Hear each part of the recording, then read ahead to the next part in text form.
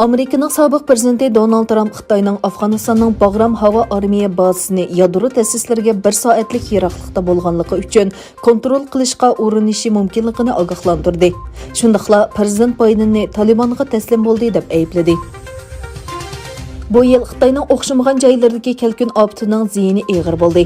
Xitoy jiddiy ofat boshqarish ministrligining muavin ministri Jo Shovin kelkunda 560 kishining hayotidan ayrilganligini e'lon qildi. Jo muxbirlarni kutib olish yig'inida yanvardan oktyabrgacha bo'lgan oralikda yuz bergan kelkun ofatining 58 million 900 ming kishining hayotiga ta'sir ko'rsatganligini aytdi. Azerbaycan prezidenti İlham Aliyev Türkiye Davlat Mudofaa ministri Hulusi Akar va uning hamkorligidagi qo'mondonlarni Shushoda qabul qildi.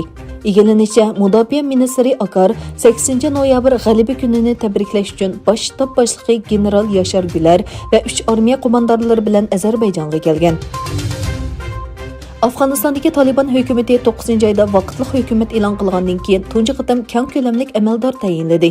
Taliban bayonotchisi Zabihullah Mujohid taratquloqqa bergan bayonotida Afg'onistonning 17 o'lkasiga vali, 15 o'lkasiga muavin vali, 10 o'lkaga soqchi boshlig'i tayinlanganligini bayon qildi. İsrail Baş Ministri Naftali Bennett Amerikaning Quddusda Falastinliklar uchun mulozimat qiladigan konsulxonaning qayta echilishiga qarshi chiqdi.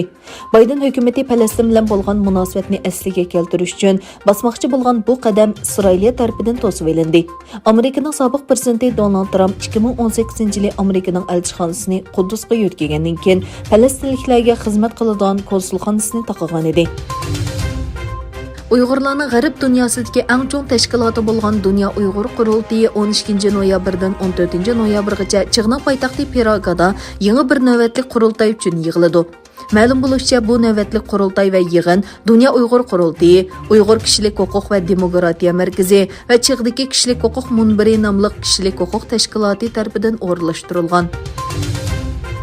Talibanlar Afg'onistonni kontrol qilgandan keyin bu davlatdan qochmoqchi bo'lgan bir afg'on oilasi Kabul aerodromidagi qalaymaqonchilikda bolasini Amerika askariga bergan. Egilanishicha, bu oilaning 2 oylik bovuqi Amerika armiyasiga bergandan keyin g'oyib bo'lgan va hozirgacha topilmagan.